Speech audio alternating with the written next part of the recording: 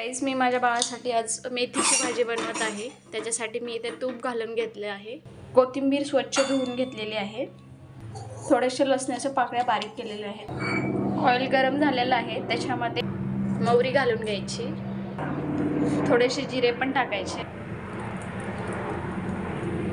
लसूण टाकून घ्यायचा, ब्राऊन होईपर्यंत लसूण हे करायचं तेलामध्ये फ्राय। त्याच्यामध्ये मेथी ॲड करून घ्यायची आहे, किंचित हळद घालून घ्यायची, चवीनुसार मीठ घालायचं,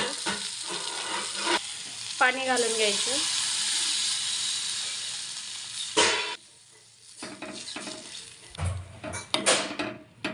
थोडंसं कुट्टा घालून घ्यायचा।